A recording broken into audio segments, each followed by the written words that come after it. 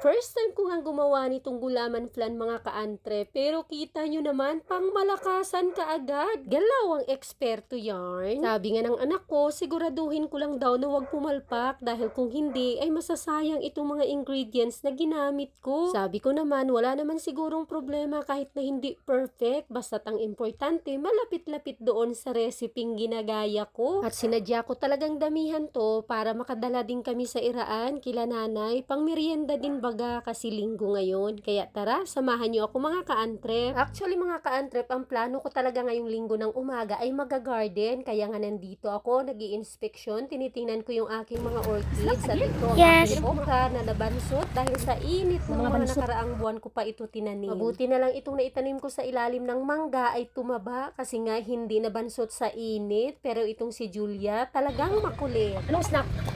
Any snack? Asli sa snack.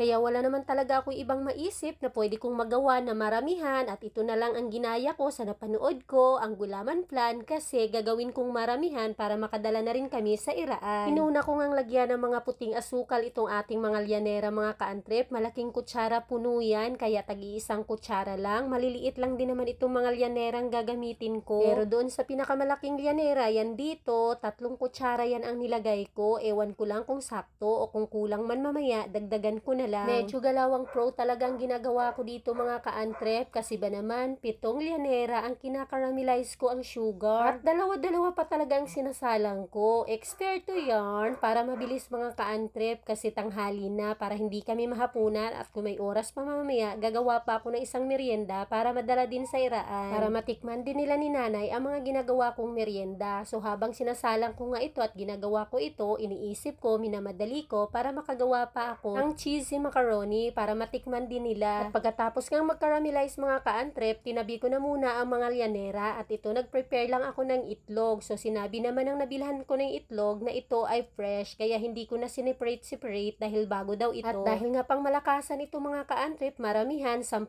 itlog ang ilalagay ko at ito namimili ako ng gatas. Ito nga ang condensed milk ang kinukuha ko at 2 malalaking evap milk. Kaya lang sabi ni Julia, palitan ko daw yung condensed milk. Gusto niya yung may drawing na leche flan kasi parang leche flan naman daw ang gagawin ko. Kaya syempre, sige, sumunod na lang din ako. Kaya ito, binuksan ko na mga kaantrep ang 2 condensed milk at 2 ding evap milk. So ilagay lang natin yan dito sa ating itlog. Ubusin ko na ito lahat mga kaantrep. Actually, patsambahan, hindi ko talaga nakuha talaga yung mga sukat nung aking ginagayang gulaman flan. Pero bahala na. Kasi yung talagang nasa recipe, 3 itlog lang. Parang nag times 3 ako kasi nga gusto kong maramihan para isang gawaan lang. Trabahong katamaran ba yun o talagang gusto lang na maramihan ang magawa? Medyo iniisip ko kasing nakakatamad at nakakaawat naman yung gagawa ako ng 3 beses sa 3 sets na yun para lang makagawa ako ng marami. Kaya ito, isahan na lang. Haluin lang natin ng husto yan mga kaantrep hanggang sa wala ng buo-buo. At nga pala, inilipat ko dito sa kalderin yung nasa bowl kanina. Medyo mababaw kasi yun, hindi ko nahahalo ng husto, tumatalsik-talsik ang mga mixture. Kaya dito ko na inilipat sa kalderin at pagkatapos nga niya natin mga ka-antrip ma-well combined ay sasalain na natin yan. Dapat daw 3 beses yan salain para smooth na smooth talaga yung ating mixture sa kalalabasan nito pag naluto na. Kaya yun mga ka-antrip, smooth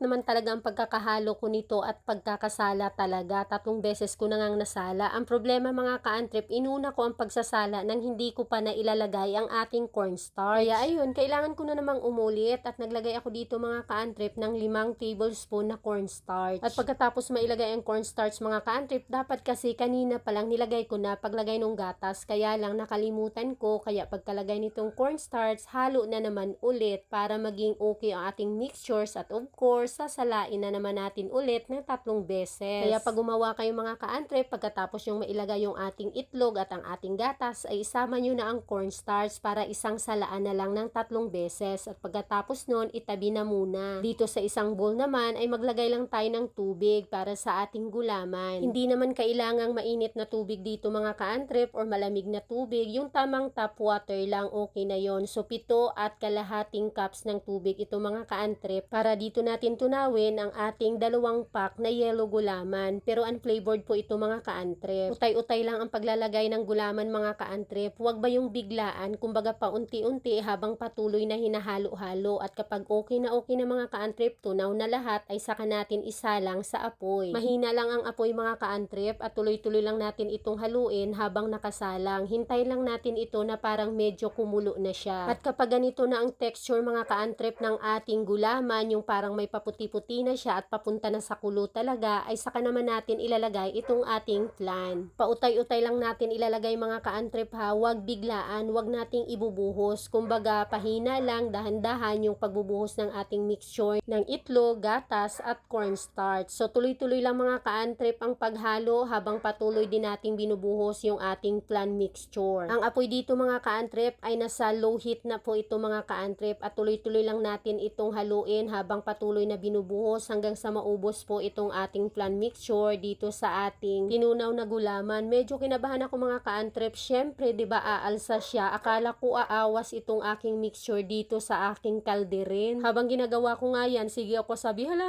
baka mag-awas. Tapos sabi ng anak ko, slowly, mami, slowly.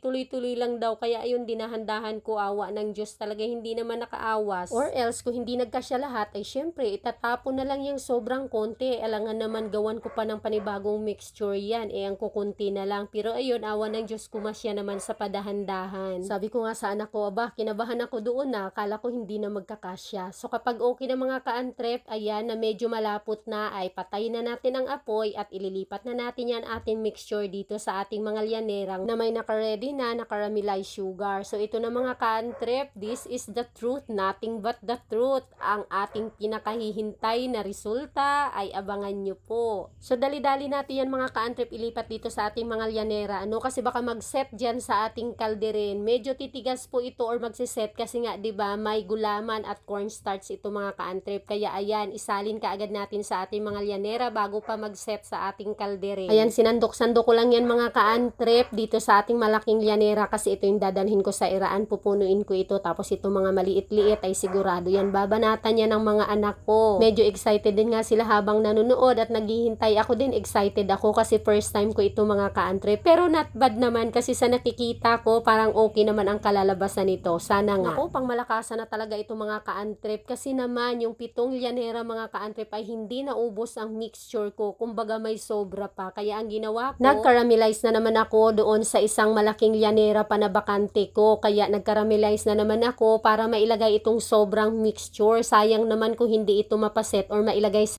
sa lyanera. Pero okay lang naman mga ka-antrep kahit na hindi nyo sa lyanera mailagay. Kahit saan namang container or sa mga baunan na pwede siyang mailagyan ay pwede din naman po. Kaya lang may lyanera pa ako kaya doon ako nagpatunaw ulit ng asukal para doon ko ilagay ang huling patak nitong ating mixture. So punong-puno siya mga ka-antrep. Bali 8 lyanera ang nagawa ko, 2 malalaki, pang-apatan niya na maliliit. At syempre para maging mas masarap ay ilagay muna natin sa ref itong ating mga gulaman flan. Pagkalamig niyan and after 2 hours ay pwede na yan. Sana nga masarap. Pakiabangan ang aking review dito sa aking first time na paggawa ng gulaman flan. Not bad ang kulay at pati naman yung kanyang texture ay parang okay. Parang papasa po sa inyo at sa mga kakain mga ka-antrep at lalong-lalo na sa mga anak ko. Bye-bye!